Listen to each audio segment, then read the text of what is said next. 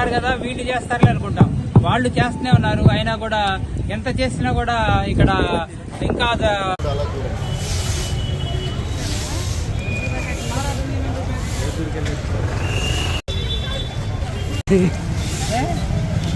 అడిగినట్టున్నారు.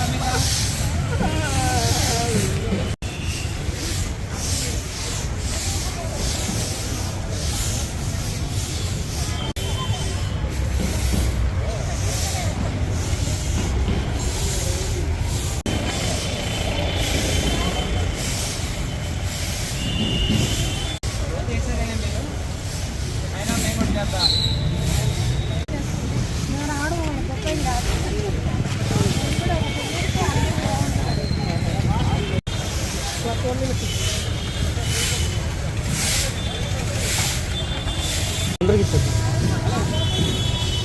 బాగా ఊడుస్తున్నారు కదా అంటున్నారు.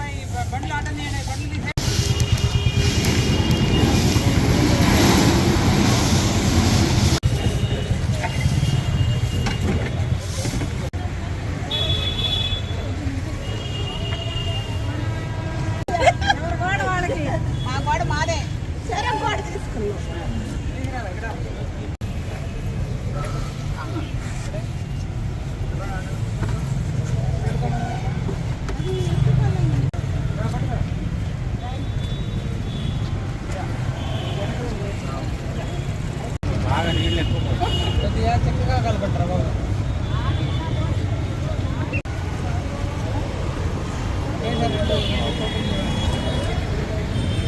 సరే ఒకసారి ఎవరైతే మనకి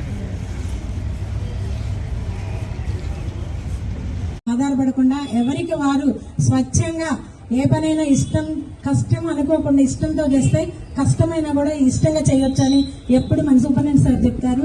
అది అందరూ మనసులో పెట్టుకొని ఈ స్వచ్ఛ భారత్ కార్యక్రమంలో పార్టిసిపేట్ చేయాలని, ఇంకా ఎక్కువ మందిని కూడా మీ ఫ్రెండ్స్ కూడా తీసుకురావాలని, ప్రీవియస్ కూడా మనం స్వచ్ఛ భారత్ కింద స్వచ్ఛ ఆంధ్రప్రదేశ్ కింద చాలా కార్యక్రమాలు సార్ ఆధ్వర్యంలో వైట్ వాష్ తో సహా అప్పుడు అందరూ చాలా ఎంకరేజ్మెంట్ కి వచ్చారు. అలానే అందరినీ కూడా మీ ఫ్రెండ్స్ ని బాగా పార్టిసిపేట్ చేసి అందరూ ఎంకరేజ్ చేసి తీసుకురావాలని మనస్ఫూర్తి. శానిటరీ వర్కర్స్ ఉన్నారనుకుంటాం. శానిటరీ వర్కర్స్ అది కూడా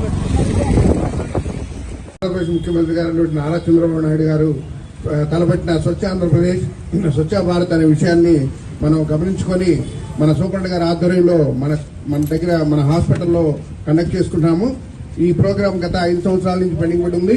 ఇది మరలా మన పేషెంట్ బయట నుంచి పేషెంట్లు చాలా మంది వస్తుంటారు. వాళ్ళ పేషెంట్ కేర్ తో పాటు మన యొక్క పరిస్థితులు కూడా మన యొక్క ఎన్విరాన్మెంట్ కూడా శుభ్రంగా ఉంచాలనే కాన్సెప్ట్ తో ప్రతి డిపార్ట్మెంట్ కానీ మన ఎవరెక్కడ పనిచేస్తున్నారో ఆ పరిస్థితుల్ని ఆ యొక్క పరిసర ప్రాంతాలు శుభ్రంగా ఉంచాలనే కాన్సెప్ట్ నడుస్తూ ఉంది. ప్రతి వారం చేయడానికి మనం సిద్ధపడి ఉన్నాం. ఈ హాస్పిటల్లో ప్రతిరోజు వేల మంది జనం వస్తున్నారు, వేల మంది అటెండెంట్స్ కూడా వస్తారు. పేషెంట్లు దాదాపు 5,000 మంది పేషెంట్లు వస్తున్నప్పుడు వాళ్ళ అటెండెంట్స్ దాదాపు ఒక్కొక్క మనిషికి 2 వచ్చినా 10,000 మంది పేషెంట్లు అటెండెంట్స్ కూడా రావడం జరుగుతుంది. అలానే ఎమర్జెన్సీ విభాగంలో 1000 మంది పేషెంట్లు వస్తున్నారు, వాళ్ళ అటెండెంట్స్ దాదాపు 4,000 మంది వస్తున్నారు. అలానే ఇక్కడ చూస్తుంటే ప్రజాప్రతినిధులు వస్తున్నారు, సోషల్ సర్వీసెస్ ఆర్గనైజేషన్లు వస్తున్నారు, మీడియా మిత్రులు వస్తున్నారు. ఇవన్నీ కూడా ఇక్కడ జరిగే సమస్యల్ని మీడియా ద్వారా కూడా చాలా వివిధ మాధ్యమాల్లో కూడా మనం ఫ్రీక్వెంట్గా రావడం చూస్తూ ఉన్నాం. దాంట్లో పరిశుభ్రత లేకపోవడం అనేది ఒక ముఖ్యమైన అంశంగా మనం తీసుకోవాల్సిన అవసరం ఉంది. ఇవాళ గవర్నమెంట్ ఆఫ్ ఆంధ్రప్రదేశ్ నారా చంద్రబాబు గారి నేతృత్వంలో పనిచేస్తూ ఉంది.